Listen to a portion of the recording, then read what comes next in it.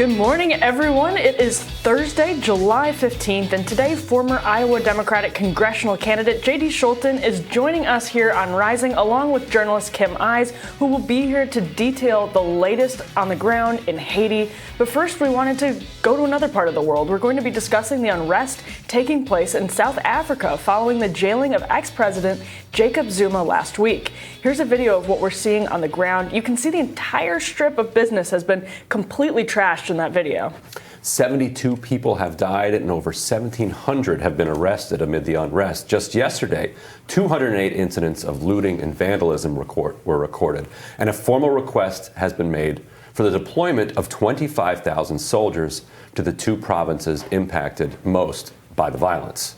So, Emily, what do you think is driving this in particular? I mean, obviously the triggering event was the arrest of Zuma, but do you think there's a connection between what's going on in South Africa, what we're seeing in Haiti, what we saw earlier in Colombia, the unrest that we're seeing around the world following a year of this pandemic? I was going to say, so I heard in in an interview someone did for one of the major outlets, they described Zuma as the spark, but not the cause. And I think that's a good way to look at the situation, the arrest of Zuma as a spark, but not as a cause, because it is obviously, I think, a glaring reality that after a year of a pandemic that has exacerbated inequalities, not just in the United States. I mean, we do know that lockdowns, for instance, hurt the middle class in this country more than they hurt the upper class, and they exacerbated those existing tensions. That's not just happening here, that's happening on a deeper scale, a wider scale in other countries as well. And you can see how after a year of lockdowns, even to the point where we're not sort of like consciously saying this is because of COVID, we're saying this is because we're now like it's a reality that's hard to ignore. Right, and South Africa went through serious lockdowns to try to slow the spread. They're now going through their third wave of COVID infections. They're only, I think, 2.5% vaccination rate at this point. The U.S. Was quite lucky because its wealth and Trump's and Congress's decision to pump out $4 trillion through the CARES Act very early on, made it so that there was a lot of crippling social anxiety. A lot of people lost their jobs, but there was also then a lot of money put into the economy. The so-called super dole, the extra unemployment money, the checks that went out to people at least gave some cushion for that. Jay Powell, the Fed chair, was saying yesterday, we're going to be the only country that's going to come out of this and soon be not just back to where we were, economically speaking, but ahead of the growth trajectory, ahead, despite this absolute calamity that happened over the past year. South Africa didn't have that at all. No. And so they're now facing a 30+% unemployment rate. And so there's a lot of dry kindling and gasoline, and I think arresting Zuma, who still is extraordinarily popular among certain segments of the ANC, just threw a match right onto it. Yeah, I was going to say, I mean, anytime you have a 30+ unemployment rate, and especially something that is exacerbated in such short order by something like a pandemic, right? So the pandemic takes something that's happening gradually, and because of lockdowns, makes it happen. It accelerates all of that. And the president of Zimbabwe actually weighed in on what's happening. He said, "We wish that the current challenges plaguing our South African brothers and sisters are resolved peacefully.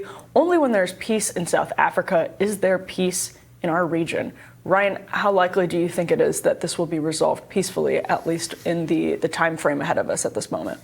Not terribly likely. And to back up, Zuma has been under investigation for allegations of corruption during his previous tenure as leader of the country.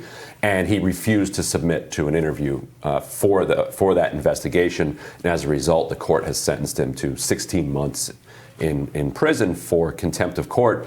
Legal experts in South Africa say that it is highly unlikely that he's going to be released anytime soon, at least through the kind of legal venues. There may be enough political pressure where they reach some type of compact that says, okay, we're going to try to find our way out of this.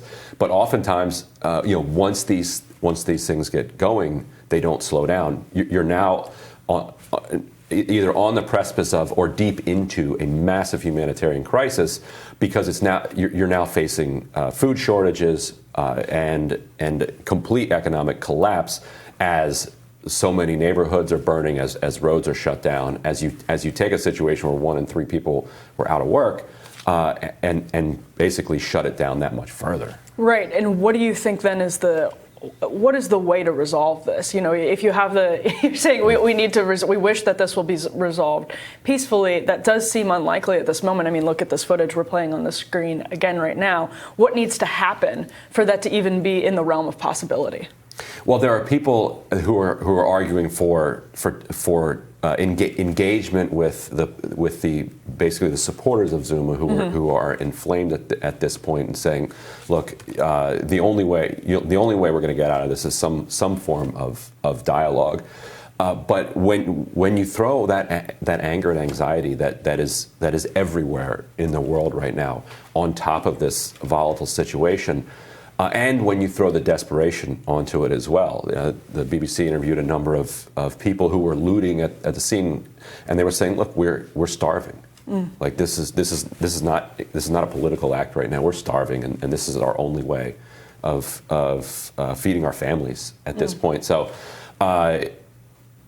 it's very difficult to see how this ends anytime soon. What do you think we should see from the Biden administration? I don't think the Biden administration has a role here other than with the rest of the world offering what humanitarian aid it can to fend off hunger and economic deprivation, getting vaccines to South Africa and to everywhere around the world. I think is the ultimate end goal here. Like when you have a third wave hitting, and you have less than 3% of the population vaccinated, you're going to continue to see this kind of instability. Instead of Pfizer over here in the United States lobbying to give Americans a third shot, a booster shot, they're pushing so hard to get the FDA to say that everybody needs to get this third shot. Instead of doing that, go vaccinate the unvaccinated people around the world. And profit is at the heart of this. It is much more profitable and easier for Pfizer to vaccinate Americans than it is for them to share this vaccine and distribute it around the world. But at a crisis point like this, they have to do what's right rather than what's in their profit interest. Because people are going to start to wonder, wait a minute, do you want do you want this virus to be able to mutate into different variants? Right. Like, are you sort of like just allowing this to unfold so that it will produce variants that then spread around the world that then require many more doses given in wealthy countries? And if that's not what you want, then prove it by taking all the public money that you were given through Operation Warp Speed and go help vaccinate the world and put an end to this. Yeah, and I mean, saying global pandemic is redundant, but it's in their best interests to help places like South Africa because it's global, right? It takes one person coming in with a variant from another place, and that's how these things spread. We know that. And so to help the full world when you're in a pandemic, which again, it's redundant to say global pandemic because this means the whole world is in it together. Right. The world is in it together. One person comes in, that's the problem. You can have patient zero that affects the entire world. And so it's in their interest, even in the United States, for some of these vaccine companies, wherever they're located, they'll be affected. So yeah, that's a really, really important point, I think, Ryan. Yeah, for sure. We'll tell you what's on our radars coming up next.